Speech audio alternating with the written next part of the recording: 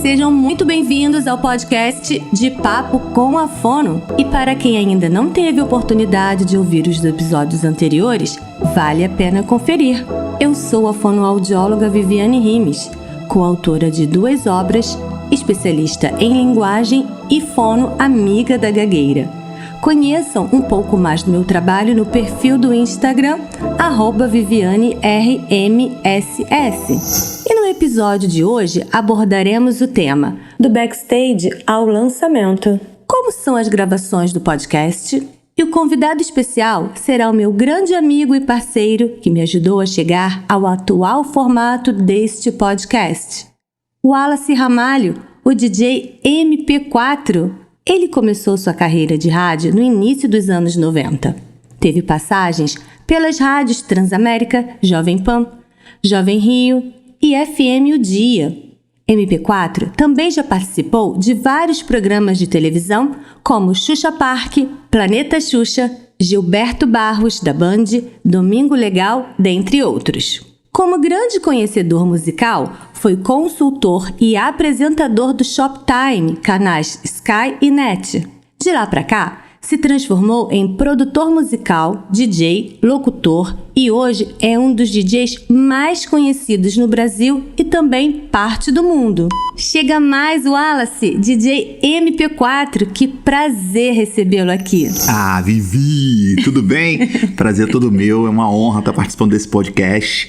É um programa que a gente teve a iniciativa aí de fazer e que está sendo um resultado incrível. Obrigado, Vivi. Obrigada a você. Sua carreira foi construída ao longo de muitos anos. Você já passou por programas de rádio e TV, como eu mencionei acima. Tocou em grandes eventos e até fora do país. Conte-nos um pouquinho de sua experiência no mundo da música. Bom, já estou no mundo da música há mais de 30 anos. Comecei em rádio, uma antiga rádio em imprensa. E depois eu fui para Transamérica e tal, e aí foi minha história de rádio. Logo depois que eu estava em rádio, mais ou menos uns 10 anos depois já de rádio, foi quando eu passei para gravadora. Aí comecei como divulgador em gravadora. Divulgador é aquele cara que recebe as músicas de fora e faz com que ela aconteça dentro do país. Então eu fazia esse serviço. Fui para gravadora e depois de gravadora comecei a querer entender de como é que as músicas eram construídas, como elas eram feitas, né? No sentido de arranjo, de bateria, de vocal, de tudo. Era uma curiosidade grande. E aí eu passei também a atuar dentro de estúdio. Comecei a frequentar estúdio de amigos para poder aprender, né? E aí naquela época também a dificuldade era muito grande, porque os equipamentos eram todos analógicos, não eram digitais igual nós temos hoje. Então era um pouquinho mais difícil aprender. Mas com muita perseverança a gente foi construindo esse cenário e aí consegui também me tornar um produtor musical. Ao longo destes 30 anos, você produziu em estúdio, onde nós estamos gravando este episódio, músicas para artistas de vários segmentos. Fale um pouquinho como surgiu a parceria com a Alok e com outros artistas brasileiros. Então, essa minha experiência de rádio e gravadora fez com que eu conhecesse vários artistas da música, né? Não só nacionais como internacionais. E isso me deu uma bagagem, né? Para poder começar a produzi-los também. Porque até então como eu era DJ, eu só tocava a música deles, né? Com isso eu consegui ter amizade com muitos artistas nacionais e internacionais. A partir daí, eu dentro de estúdio produzindo as faixas de alguns artistas, as músicas começaram a dar certo, as pessoas começaram a escutar e ver que, eu também fazia um trabalho bacana como produtor musical. E aí comecei a receber convites para fazê-los. E fiz para artistas internacionais como The Voice and Fashion, W, Black Box. São artistas, alguns da Europa e outros da América também. E isso me deu uma bagagem muito bacana, porque as músicas tiveram relevância, né? Entraram em coletâneas nacionais e internacionais, foram trilhas de novela também, algumas. Foi muito bacana. E no ano 2000 eu lancei uma música que é o meu marco, né? na minha carreira. Antigamente usava meu nome, Wallace Ramalho, como DJ, e depois me tornei o DJ MP4, que quer dizer Music Producer for DJ. E aí, em 2000, eu lancei a The Books on the Table, que foi uma música que me levou assim para um cenário internacional muito forte, Esse meu CD, onde saiu essa música, ela foi lançada em 7 países. Então, assim, foi uma coisa bem grandiosa para mim. Então, de 2000 até 2007, 2008, eu consegui criar um cenário chamado Technobeat, de algumas músicas de gravações originais. Então, foi aí que elevou o meu trabalho, né, a nível internacional. E que o CD saiu em 7 países e tal.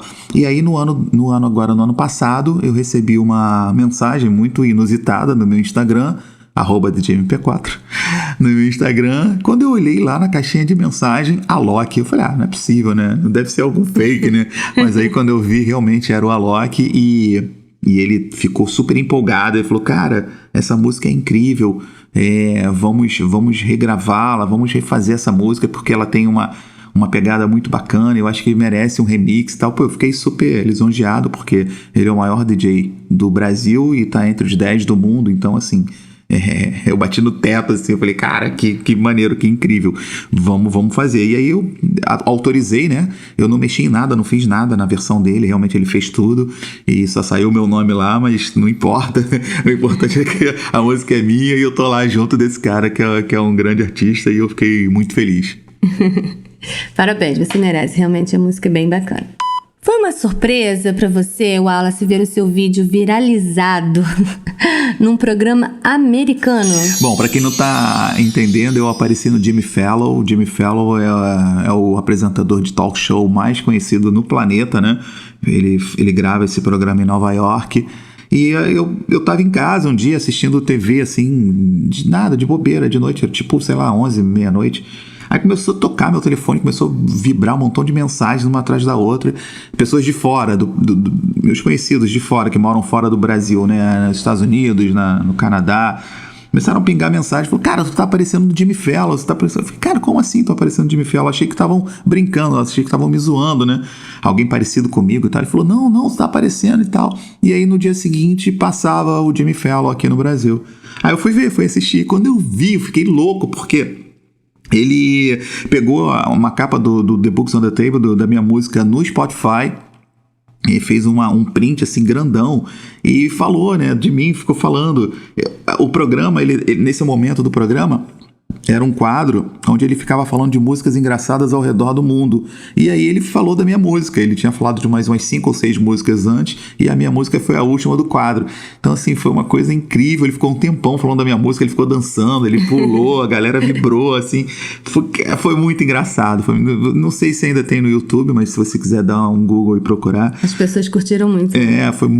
Foi muito incrível, assim. Então, eu falei, caraca, olha onde eu cheguei. Eu acho que eu fui o único DJ brasileiro a aparecer no Jimmy Fallon. Então, assim, e foi até por isso que o Alok quis fazer também, porque ele assistiu, ele falou, cara, é tipo um sinal, sabe? Quando essas coisas aparecem, é um sinal, vamos fazer. Eu falei, não, vamos fazer, então vamos embora. E aí tudo aconteceu.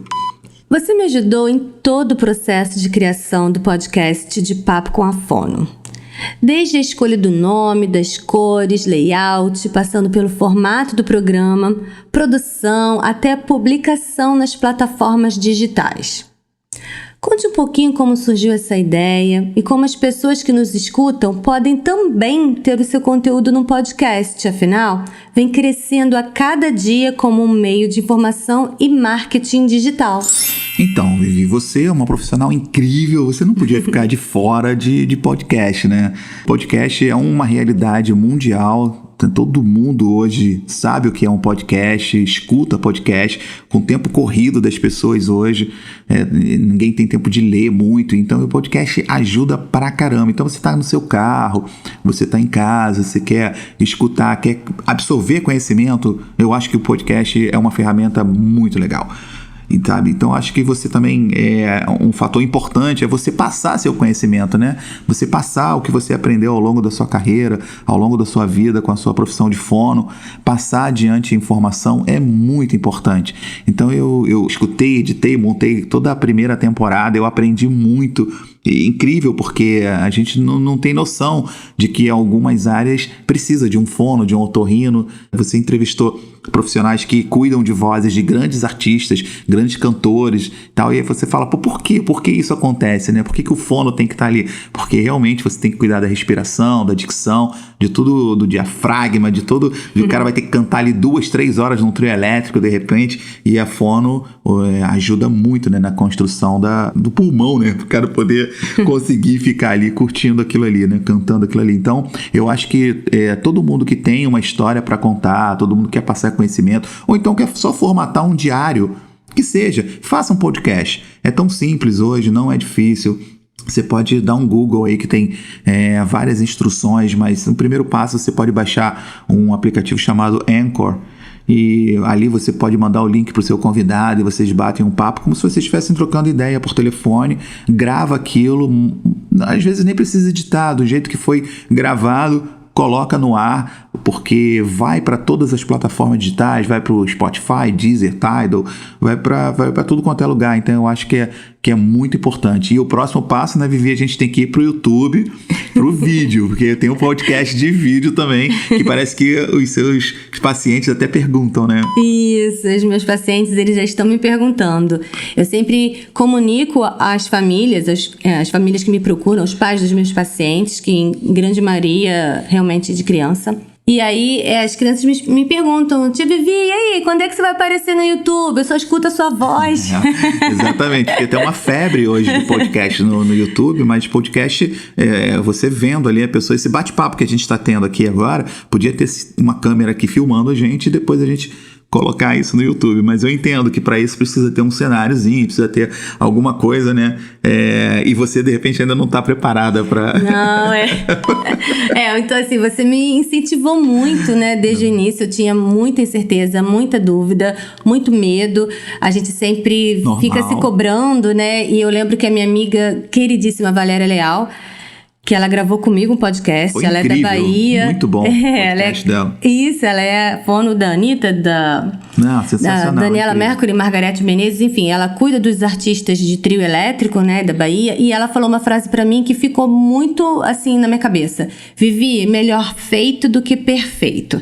Então, assim, eu estou engatinhando também, estou aprendendo muito, nós estamos no comecinho da 2ª temporada, mas tudo é feito com muito amor, com muito carinho, e graças a Deus eu tenho parceiros muito bacanas, a doutora Fabiane Durão, que gravou comigo Quando que o Pediatra Encaminha as Crianças para Fono, né? Nós tivemos a Ângela de Castro, que é uma fono maravilhosa, que fez Dois Filhos de Francisco, Tropa de Elite, Cidade de Deus, gravou com a Xuxa, os CDs da Xuxa, uma otorrino maravilhosa, a doutora Sabrina, que gravou comigo. Os artistas têm problemas de voz, né? Então, assim, eles precisam cantar, eles precisam de um médico, a gente que é fono precisa do diagnóstico médico também para a gente poder fazer o planejamento terapêutico. Então, assim, a doutora Renata Vieira, que ela é fono da Unidos da Tijuca, ela é bombeiro também. Então, assim, nossa, grandes profissionais. E o meu objetivo maior é realmente disseminar a fonoaudiologia, é mostrar para todo mundo que a gente trata de criança sim, ajuda sim as crianças a falarem direito, ajuda sim as crianças que têm dificuldade com a aprendizagem, mas o nosso trabalho, né, nós temos 14 áreas de especializações, então assim, é muito amplo e a ideia é essa. Então, meu grande amigo, muito obrigada Valeu, por essa parceria, por essa força que você me deu desde o início e continua me dando até agora. Eu que agradeço e em breve você vai ver esse podcast também. Além de escutá-lo, você vai ver no YouTube em breve. Opa! Obrigado, Vivi. Foi um prazer, foi uma honra e a gente continua juntos nessa aí. E chegamos ao final de mais um episódio do podcast De Papo com a Fono. Obrigada a todos e até o próximo episódio.